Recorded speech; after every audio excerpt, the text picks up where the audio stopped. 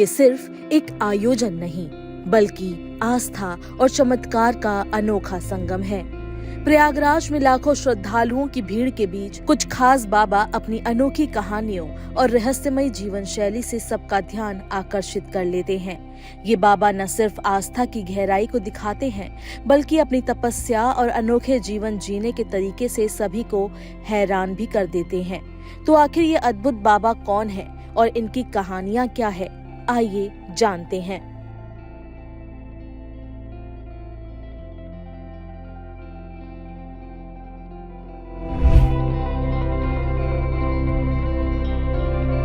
सबसे पहले मिलिए रुद्राक्ष बाबा से, जो समुचित अपनी भक्ति को सिर पर उठाए चलते हैं। बाबा के सिर पर 45 किलो का रुद्राक्ष का मुकुट है, जो उन्हें उनकी अनोखी पहचान देता है। शुरुआत में उन्होंने 1,25,000 रुद्राक्ष का लक्ष्य रखा था, लेकिन आज उनके मुकुट में 2,25,000 रुद्राक्ष हैं, जो उन्हें श्रद्धालुओं ने उपहार दिए हैं। बाबा का तप भी उतना ही भारी है। वे रोजाना 12 घंटे ध्यान करते हैं।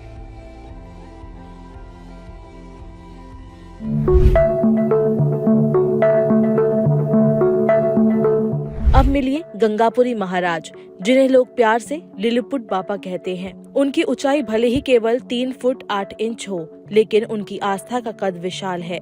बाबा पिछले 32 सालों से स्नान नहीं कर रहे हैं, लेकिन क्यों? इसके जवाब में बाबा का कहना है कि वो किसी खास इच्छा के पूरी होने का इंतजार कर रहे हैं। वो इच्छा क्या है, ये आज भी एक रहस्य है। स्नान करे या ना करे, उनकी आस्था और दृढ़ निश्चय की चमक कभी कम नहीं होती।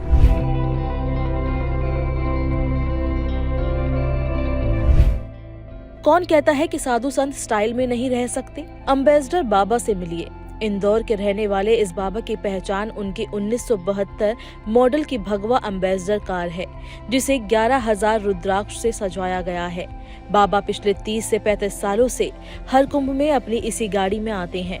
ये सिर्फ गाड़ी नहीं, उनके लिए एक चलता फिरता घर भी है। परंपरा और आधुनिकता का ऐसा संगम कम ही देखने को मिलता है।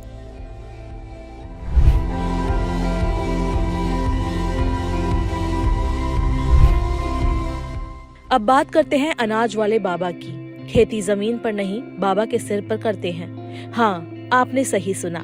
बाबा के सिर पर गेहूं, जौ और चने जैसी फसलें उगती है। ये बाबा का तप है, जिसके कारण वो सिर को सीधा रख कर सोते हैं ताकि फसल खराब ना हो। उनकी ये अनोखी भक्ति और साधना उनके दृढ़ निश्चय का प्रतीक है।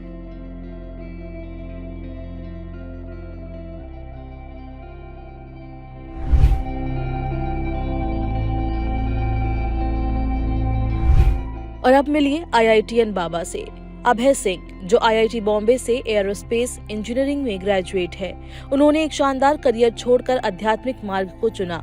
विज्ञान, फोटोग्राफी और शिक्षण में रुचि रखने वाले इस बाबा ने ये साबित किया कि आध्यात्मिकता का रास्ता आधुनिकता से दूर नहीं है।